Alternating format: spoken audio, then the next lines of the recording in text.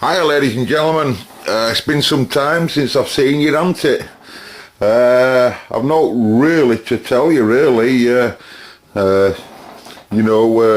usual carry on going on here folks.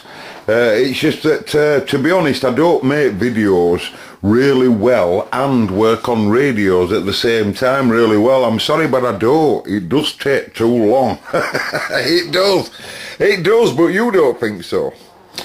Here's a Superstar 3900 or something similar to that I'm working on here, and I've been messing around with this for about 3 hours, about an hour and a half last night and about an hour and a half tonight. Found out what's wrong with it today. Really had quite a strange fault. Excuse me. Nice looking front in it, no scratches on it. There ain't one scratch on front of that. Interesting fault is that it works everywhere perfectly for a 3900, but it just won't go to I-band. It absolutely refuses to go to I-band. You know, you've got super low, low, mid, high. Sorry, super low, low, mid, super high, and then super high. And even though it's got 5-6 positions or whatever, it goes to a different band every time, but it just doesn't go to I-band.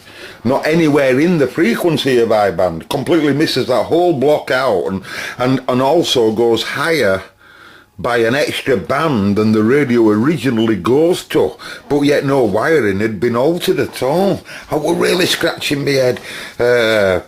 I went ahead in paperwork and lot and really scratching my head. And of course, obviously I said, well, you know, your channel input, this is from channel selector, which I've got out at the moment here. Just pluggable on 3.9. But basically, they're program input pins, if you like, from 40 channel coding selector. And then, you know, you've got your two adders. Your two bolt, instead of having all the resistors like you would on a Cobra, you've just got one big block of pull downs there, all tied to one common, and then they're all 4.7K, one at this side, look, and one at that side here. Anyway, knowing that the band pins come up here, there's 5 pins, even though there's 6 bands, there's only 5 high positives. One of them, I think it's when it's on super low band, it just doesn't connect anything, and on the other five connections, it puts 8.2 volt switch supply, front band switch, to different parts at metrics, diode metrics that's here. Now then, because it's consecutively in order according to frequency counter on every band, perfect. And no wiring's been changed. I said, well, it can either be, I said it must be either binary adders, either any one of them two that's got a bit of an issue, or one of them pull down resistors that's gone open, doubtful, but it does happen, or a funny dodgy diode. So you can see I've got several diodes pulled up there, and some of them diodes represent high band, or the connections to high band. And lo and presto, exhibit 229710667227114. I think that's the number. But anyway, this fella here, and he's working all right in his right direction as a junction, but he's as leaky as out in the other direction as well. And obviously I'm just going to put another diode in and hope that that's the cure of it, but I'll bet you it is. So we'll see later on. Anyway, I just wanted to make a quick video to tell you all that everything's okay here. I've had to change my car, so there are all kinds of things going on, and I'm also still obviously job hunting, and can't really tell you a lot about that, but let's just say that there's all kinds of things happening at this time. All kinds of things going down. I just haven't been making videos, but there's been all kinds of stuff coming and going. It's been really sad, you know. It really, you know, as a grown man, I was quite taken back, I'll tell you, when we heard Dino passed away. Our friend Dino there, I don't know what to say, you know, Challenger, I just know him as Challenger as far as I'm concerned. a few people that watch my videos know Challenger as well, and I never got to meet the lad neither. But what an absolute great shame that we've lost, you know, even on YouTube. You know, how you can get attached to someone, you know, and you don't even know him. He's thousands and thousands of miles away out there in Missouri, miles away from me, but yet I feel like, you know, I feel like I know him a lot, you know. Quite frightening to think that the last video that he made there was the one with the high voltage transformers. You know, I hope, I don't know how Dino left us, but I hope it's nothing to do with all like that. It made me wonder, you know. Anyway, I don't think... anyway, like I say, so let's get this radio, I'll get that diode in, and you might not, you'll probably just see it all back together, because I've only got that diode and rest of this lot to put back together, and then it's just literally an assembly, and we'll give it a test. And if it creates high band, and all the rest of the bands, then we've cured it. All we've got to do then is just see whether it works. Alright. I do believe it does. I've tested it on all the rest of the bands, and it is a bit of drift here and there, but at the bottom line is it does work everywhere apart from my band. Alright. May the force. Just put this in here at back end here. You're looking at the diode matrix on diagram here. They're the diodes that actually make up the block of bands, as well as the 4-bit adders that's further up here. These are the adders. 4 sets on the left are at IC6, and 4 sets there on the right there are at IC7. But basically, because the 4-bit binary adders, each IC's got 4 groups there. That's them 4 there. And the other IC's got another 4 groups there, right? Anyway, basically, we've got an advertisement in the UK that tries their hardest to drill the new telephone number for the help operator if you need help. 118, 118. They're trying their hardest to tell everybody, hey, if you need directory inquiries, it's not 100 anymore, 192 anymore, it's 118, 118. The diode I'm looking for that's leaking like it's bloody leaking like mad, guess what diode they call it, ladies and gentlemen? Yeah, you guessed it, ladies and gentlemen. It's 118. 118. It's 118. I'm telling you, I don't care whether you believe me. Anyway, it is there, I can assure you. 118. 118. That's the diode. There he is. 118. I just want to share it with you. You don't have to laugh if you don't want. I know it's pathetic, but hey, 118. I've been looking for you. Yes, I've been looking for you for an hour and a half, and I can't find you in directory inquiries neither. Right, we're back, folks, and he appears to be all right now. I've just got me. I've had to cut all these wires to the about 2 or 3 wire ties that tidy all this lot up, and I've had to cut all them to get to it's all under there, of course, you know. But fault finding, but we're on IBAN now. 415. Can you see me there? Aye, 415 and 855 should be a channel 40i. Aye, so that's marvellous. Aye, so not more to say now, just wire tie it back up. All of that, I always put my parts, you know, usually at one end at bench.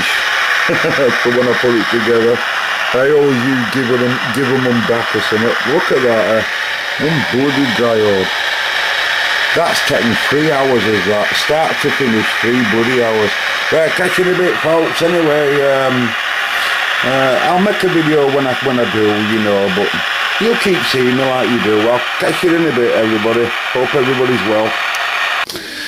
Yeah, so I'll just say this before I do one, because I fancy a change today. It's a beautiful day today, by the way. This is a different day from the other day. From the other day, yeah, from the other day. This is a different day. That was the other day. Ladies and gents, that Superstar that you've just been looking at, that's the front for it. It's now in there and it's on test. It seems to be behaving. And could you believe it, another one comes straight after. And I don't know whether they do call it, yeah, they do call this a 3900. It's just that this one lights up at front.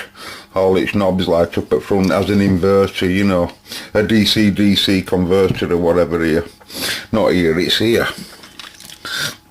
It's here, but basically this radio were completely out of lock, completely. But I've already done that now. That were quite engrossed, but basically it had lost its positive supply to band switch. Just a wire had simply just come off, but because someone had tried to repair it before me, they'd messed around twiddling. They hadn't done any soldering or anything, but they'd twiddled everywhere, you know, and so once I found out what were originally wrong, then I still had 10 problems to cure. But there is one electrical problem that's something to do with this op amp here. This IC in middle here is like 4 amplifiers all in one, operational amplifiers, and they're doing several jobs. Some parts of it's working as squelch amplifiers, other parts of it's working as signal meter, AGC circuits, automatic gain circuits, and also delivering signal meter at different parts at modes AM and FM and CW and sideband, and they all, of course, all of them final detections for the meter all come from different places, you know, from different final back ends, if you like, from the detector's back end. So AM detector, I'll have a different path for signal meter to what it will to FM detector's output, to what it will to SSB, and all of that's switching is done by diodes and everything, but the amplification of all that's done here. And I say that because this particular radio has got an issue in that very area, because the radio now works perfect, but it doesn't have any signal meter. It has a TX transmit meter, but it doesn't have no signal meter. And I've been through all of that already now. We've done all that, so we're close.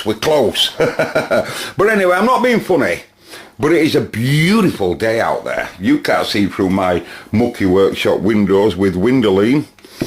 Nice looking radio, by the way, is that.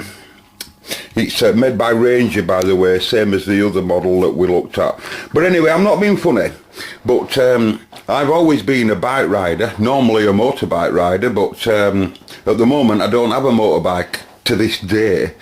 But we do have a push bike that's probably about a year and a half old, a modern looking thing, you know, all the gears and all the rest of it.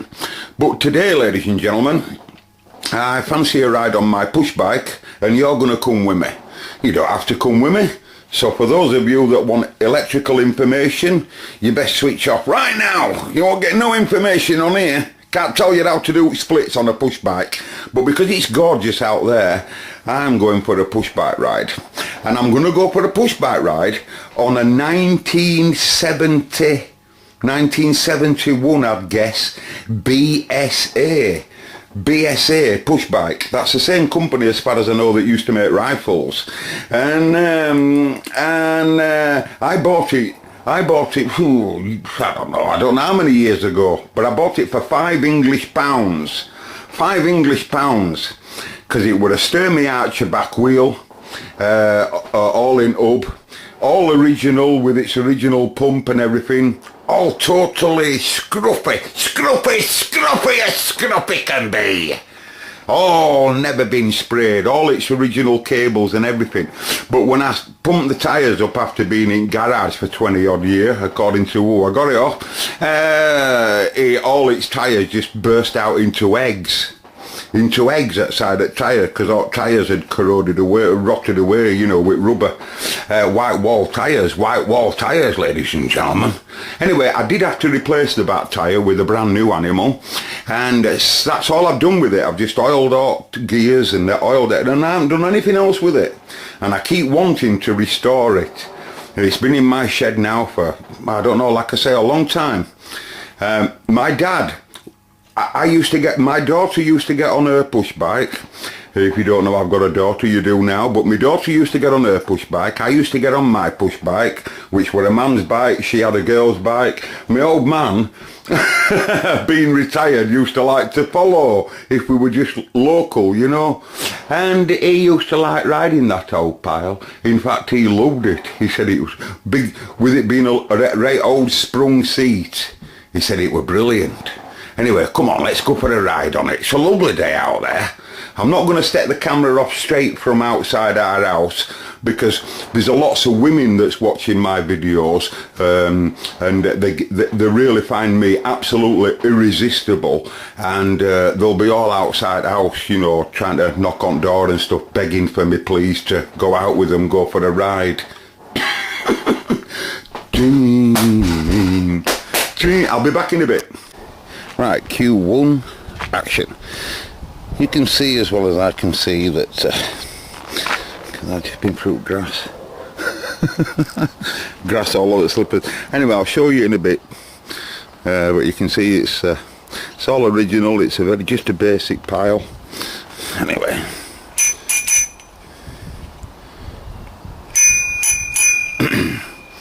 What gear are we in? Oh, first gear.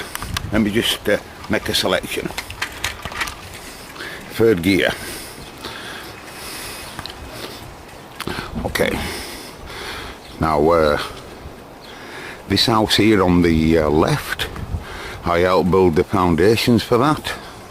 I did. And then that's a long time ago. That is a long time ago.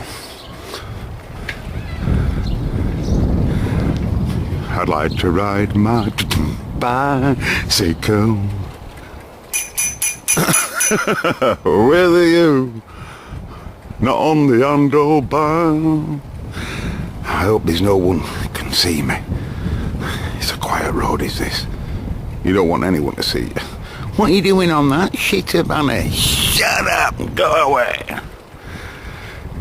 Anyway, spent most of my life living around here, doing stuff in these houses and buying stuff, selling stuff, friends, repairs on houses when I was building and stuff. All around in my area, as well as others, of course. Anyway, I still got the original white wall tyre going on here. And if you notice, we have an egg on the front of Exhibit D. You might see him going round. Excuse me, there is a car. Could end up dead here. Oh. It's okay. Don't worry about me. I'm a car driver and all, you know. I happen to have two cars as I speak to you right now. I have my old car, which I'm going to flog. And my new pile of shite, which is older than the new one. We don't have to give way, we're alright. We can just pull straight out, folks. What does that mean? Look, folks, no hands. That's me on the camera. It must be a well-balanced bike, eh? My mate Wayne here on the right. Tommy!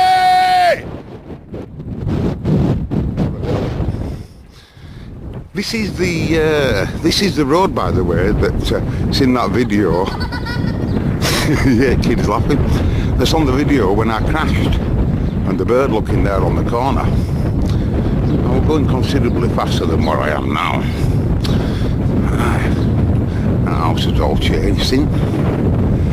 I can remember all these, by the way, these houses here. I can remember all of these being built. Absolutely all of them being built. I was only a kid at the time, but we used to play in them all. We used to play in them all as kids, you know, in building site. I mean, I didn't do any damage, but I bet there were some kids that did, but I swear I didn't. I just used to play on scaffolding and stuff. All my other mates were. Victoria there. You don't know Victoria. That's irrelevant.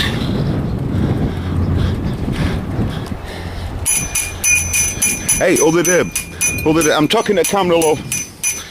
Other day, right, cut a long story short, I'm riding right close to an old woman, right?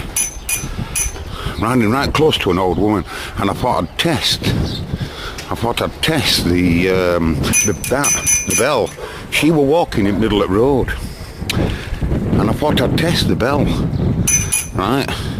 She were in no danger, but I were coming up right close behind her. She obviously couldn't see me. Anyway, I got right close to her and I went, and she did not hear a thing. She didn't hear a thing. Okay, clog it now, clog it, give it some gear now.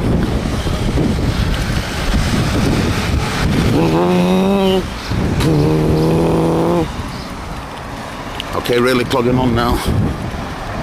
442 mile an hour. Helped build this house as well. Did loads of work to this house. This house there on corner. Anyway, I'll catch you in a bit.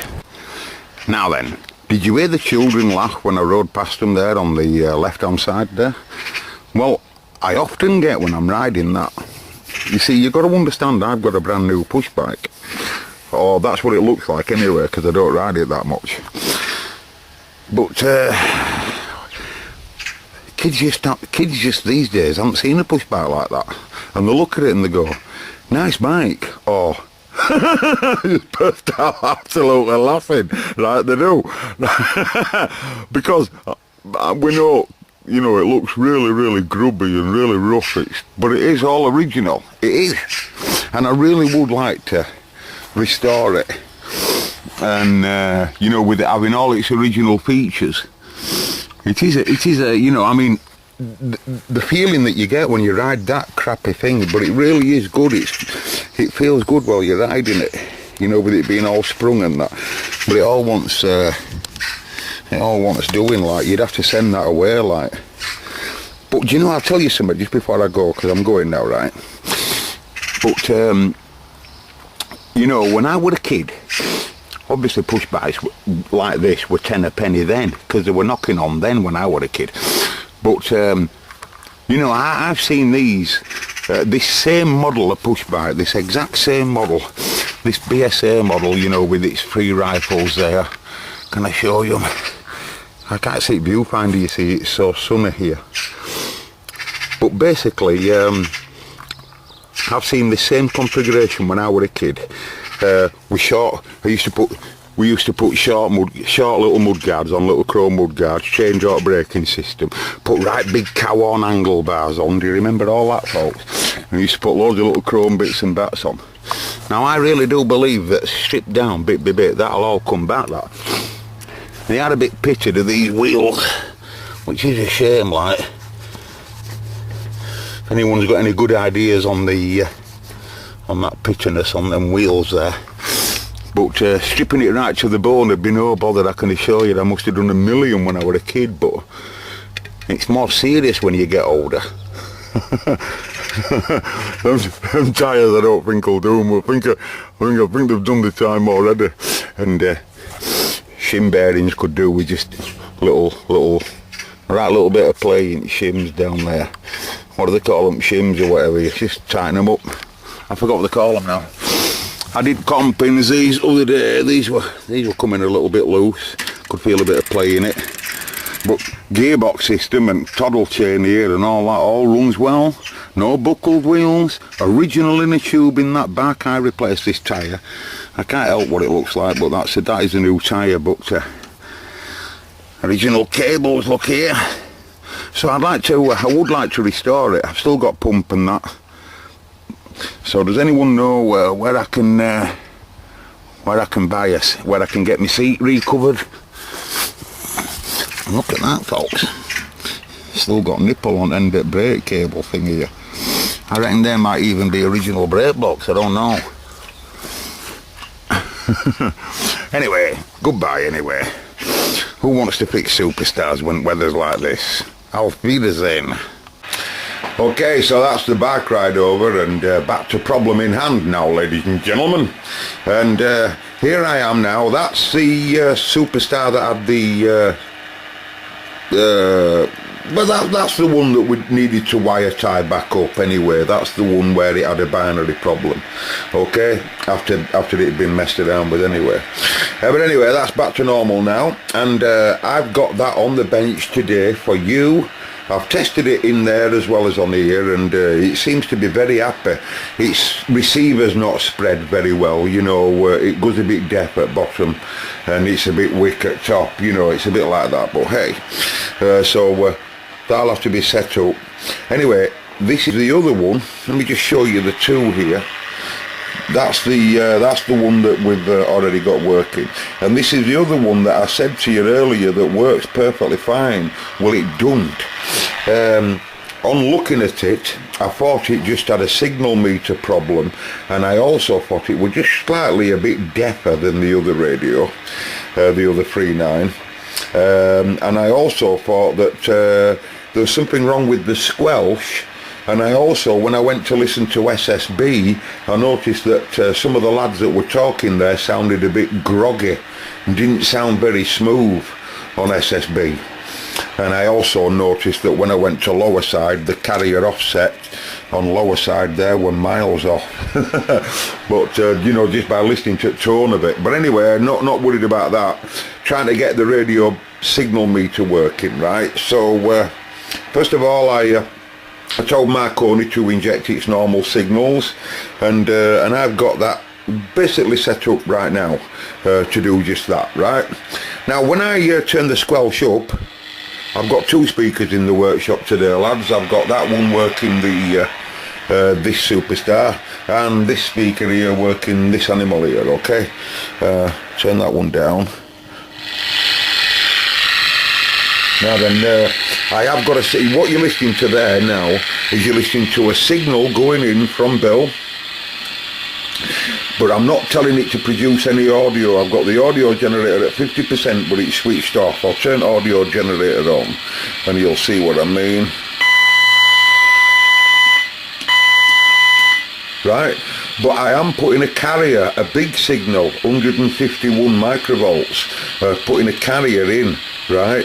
And this might be a bit confusing, so if those that don't want to follow me, now the reason why I put this on the bench today is because the fault that's wrong with this is very, what I call very interesting, right? I was studying it after the bike ride, and I said, oh, it's unusual. After we'd done some injection, I very soon realised that the receiver is deaf outside of Bill, and that we do have no AGC, no automatic gain control. That's why in previous video I mentioned that regarding this op amp here. It's got 4 op amps in, but only 3 of them I believe are used. One works as an AGC buffer, I believe. One works as an AGC amplifier, and one works as a something to do with signal meter. Has it something to do with squelch? Something to do with squelch. But all of them 3 main commands, what I'm talking about, all come from the final outputs of all the detectors, whether it be your SSB detector, your product detector, you know, your carrier, you know, from your carrier after the two are mixed together, whether it be from your AM detector, which will just be a diode in this case or something, or whether it be from your FM detector here. Wherever you're going to take your audio from, once it's been decoded, it gets sent to volume control. But in this case, we can hear the carrier, and you can hear a bit of noise in it. You might be hearing this. It's a fluorescent lamp, you see, is this, so it will produce a bit of noise when there's no proper aerial like this. But anyway, basically what I'm trying to get to, folks, right, is all at that same area there, what I call nearly the heart of the radio, not the VFO. This, you know, this is just keeping all the frequencies in place, if you like, but this is really where a lot of the radio after the receiver, you know, and the two mixing stages going on in here. all the final outputs, if you like, come here. And then they all get broken up to which mode you want to actually listen to. And the signal meter gets derived off there at the same point, and the Squelch circuit gets derived off there at the same point, and so does the AF, the audio, and the AGC. Because the radio must have a way of knowing on whether you've got someone parked outside your house at a big 500 watt station like Charlie Oscar or something, and he's outside your house with his amp on, and then you're also in a freeway conversation talking to someone that's at top of hill and he's only on a milliwatt, but he's miles away. Well, your receiver's got to be able to have a way of controlling the big signals and the weak signals and controlling the stage gain, right? Basically what I'm trying to say is, at the moment on this radio, we should be seeing a big signal like Bill. Can you see him? He's the same radio on the same frequency basically. And you can see there we've got just over an S9 or something like that. And if we could come across to Tony there, you can see Jack. Nothing. Right? I'll turn the signal on and off. Oh, not on set mode RF. Oh, I pressed wrong button now. RF generators. Level. On and off. Nearly blew my bloody head off that. Generator on and off. Right. So it's just like someone keying up outside the house, basically all I'm doing. But you can see that this machine can hear it, but still with a bit of noise. But this machine, you know, can hear it still with a bit of noise. Now then, when I do scope checks and I look through the RF amplifier stage, I can tell you that the radio's receiver stage is 100% working.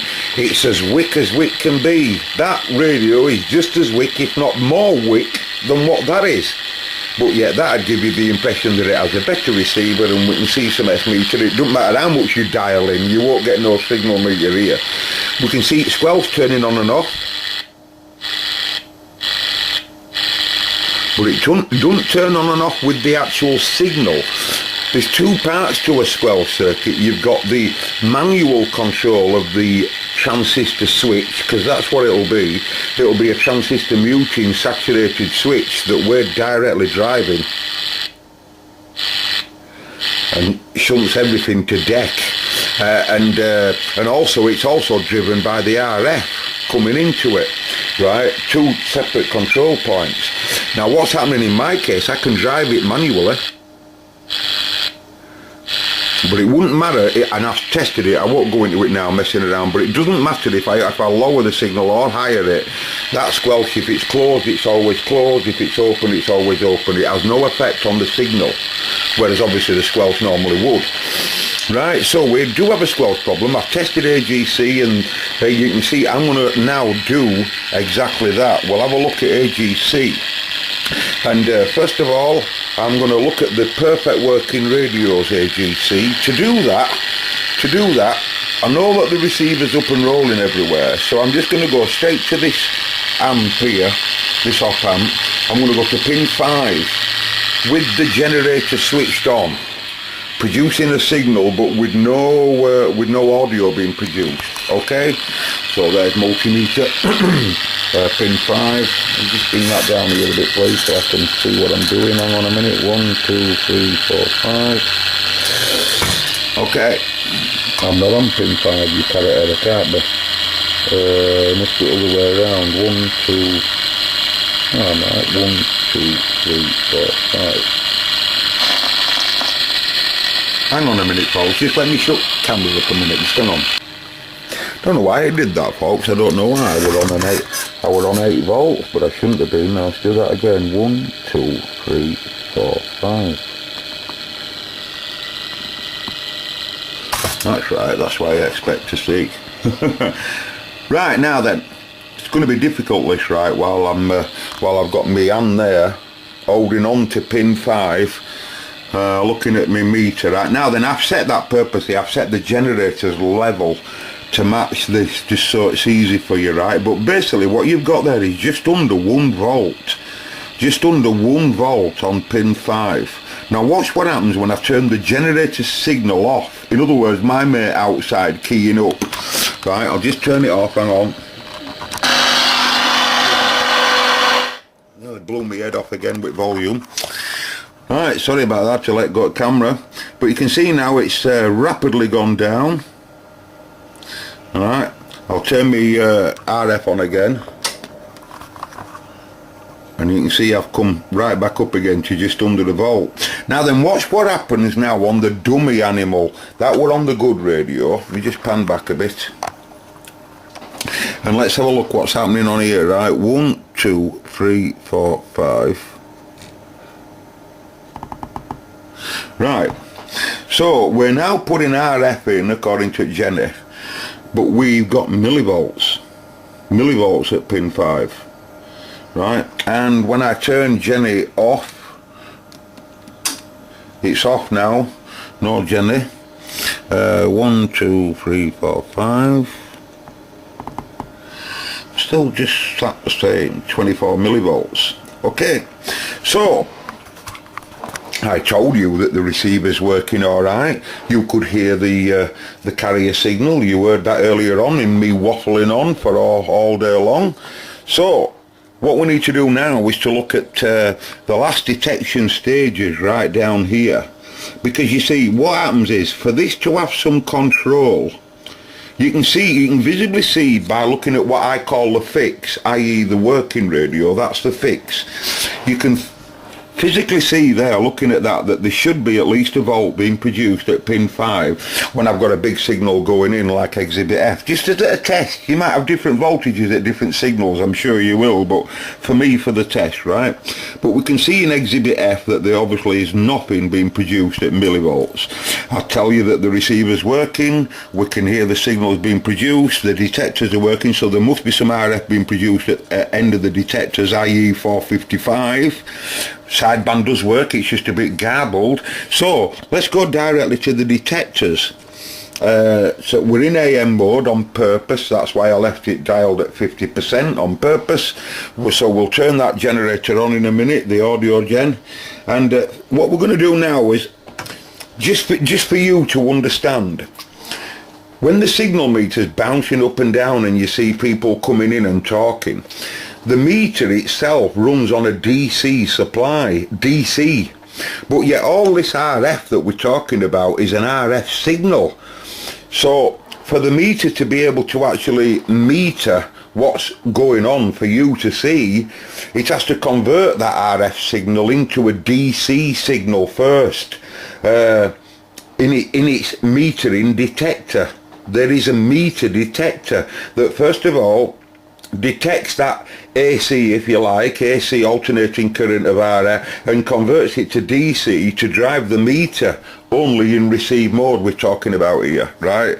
Now then, that's done by these guys down here, these diodes. The different diodes to the diode that we pulled out with the binary problem on that, the ones that were under channel selector, they're just a switch diode. But these diodes are signal diodes. They turn on at a much smaller current than a normal diode, a much smaller voltage, sorry, than a normal diode. So they're perfect for quick acting for a signal meter, just what we want to be able to see the voltages at low signals. So that's why they use signal diodes. Now then, if I now go in the fixed model, the one that's working, and I put a signal in, signal going in, big signal being shown on the radio, and now go to them diodes on the working radio, the ones down here, and let's just see, there's two of them, you see. They're both doing different jobs anyway. Anyway, I got nearly a volt. If I were to turn generator on and off, that'd change, it'd go down. I'll just do that for you. Oops, sorry. Let's go back onto that diode there, by the way. Can they see what diode I'm on? There, the one that's the diode 12, is it? But can you see that voltage? See how it's changed now? It will have a threshold point. Turn it back on again. Right, now looking at diode 11s, anode, I believe, cathode, whatever. Now look at that, that's what I want to see. That, because that 2 volts that you see there coming out of diode 11, that's that one that's at side at that coil there. Can you see it? Right, you've got this diode. There's a diode stood up vertical and a diode here, and I'm just coming out at the end of that, and we can see 2 volts. Now watch what happens when I turn Jenny off. See it drop right down. Then we'll go right back to 2. I've set the generator, remember, on purpose for the level to give us an idea of what's going on. Now then, that 2 volts right from there, from that diode, when we look at the diagram, it makes its way all the way up through this capacitor here, which is cat 33. This one here, this you can just see stood up, and then eventually through a little bit of a network to whatever it needs it for, and then to pin 5. Now then, when I go to that same diode here on exhibit F, right, I've still got the signal going in, by the way, but I see bugger all 23 mil. That's the same as what I saw, if you noticed, up at pin 5. And remember, this diode is the driving point for that IC when it comes to carry a signal, right? So we have a problem with AGC, we have a problem with signal meter, we have a problem with poor receive. What's chances with something wrong with one of them diodes if we know that the receiver's working perfectly fine, and we see that we've got, well, I haven't done it in this video, but I can assure you I've had a look at RF levels, and this receiver is, like I said earlier, more sensitive than that. So I'm going to pull them 2 diodes out, and well, I'm just going to pull one of them at a time, and because diode 11 is showing me some funny reading there, I'll because you see, if I look there on the other one, I can see there I've got a whopping 3 volts. Now these diodes, let me just kind of show you in the manual, these diodes are connected together. Where are they now? Oh, it's difficult with that manual, with that, yeah, there they are. Sorry for going on, but them are the diodes there. Well, I'll get my camera together. Them 2 guys here, these 2, right? And these two guys then bring that, you know, that once it's a voltage at this point, it's an RF at that point, but it's a voltage here, and once it comes here through this capacitor here, is it 33, right? Then goes, eventually gets to pin 5 of this op amp, like I was saying.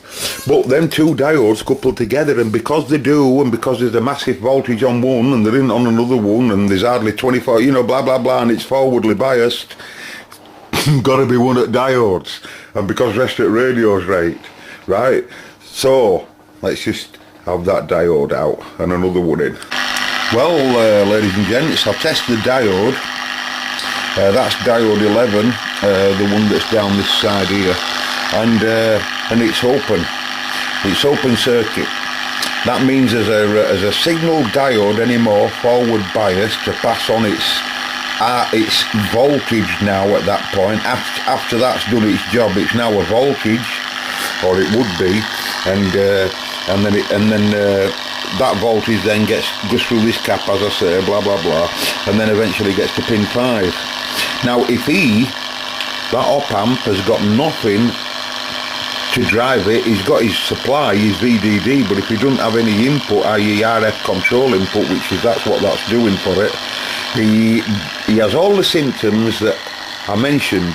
No squelch in my case, controlled by the RF, no signal meter, and a swaggy, in this case a bit groggy SSB.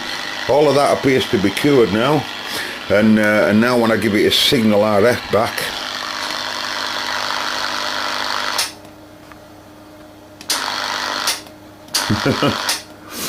and that's excellent, and we can see whether we've got a signal now. Regarding a squelch, I'll put some audio on now. Hold on, audio, set mode, turn the audio generator on. we're not distorted like we were before now. So we've got AGC in amplitude mode, and now what I'm going to do is I'm going to I'm going to squelch the animal up now. I'm putting so big a signal I can't squelch it, so let me just lower it harder. Put 10 microvolt in. No, that's 10 dB. That's 10 microvolt. I still can't squelch it.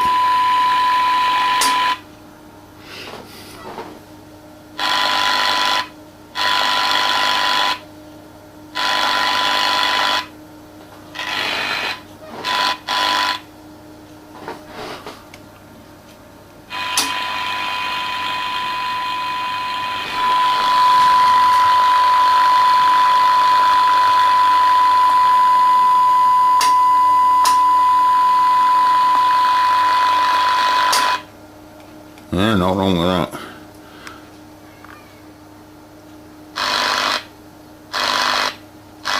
That's really excellent, that, folks.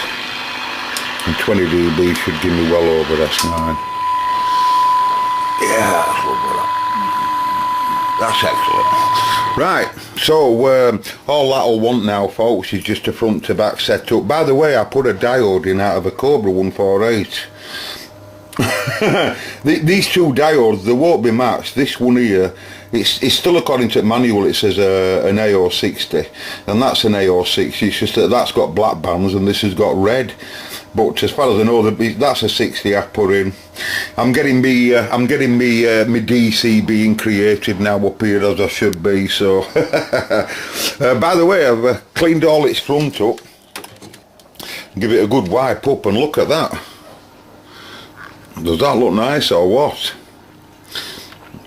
And all this lot here, with this carry on going on here, you know, all this front panel all lights up. It'll look quite nice, I suppose, if you like that type of thing. Don't rattle me, it's what it performed like. By the way, I've been changing things around. Can you notice the speaker change there? 15-inch bass units.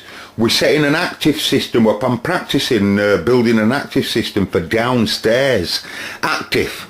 So I'm going to take control of that bass unit, and I'm going to take control of the bass mid and mid-range on that, and the tweeters of that lot going on up there. And we're going to run them all on separate amps, but until I get something to show you. Anyway, so I'm waving an hand, everybody. That's been a very long video. You gotta say that you definitely had your money's worth that time.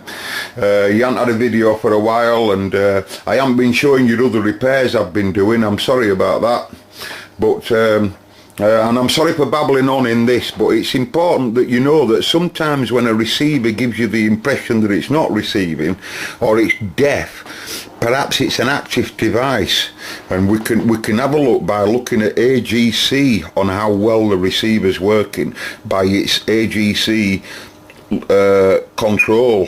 Because remember, if the AGC circuit is shutting that lot down, you're not going to hear no, you know, or if you know, whatever state it is. Anyway, waving an hand, everybody. Now, what can I say? The Cobra Man. And he's gone now. He is. He's gone now, folks. I've had enough. May the force be with you.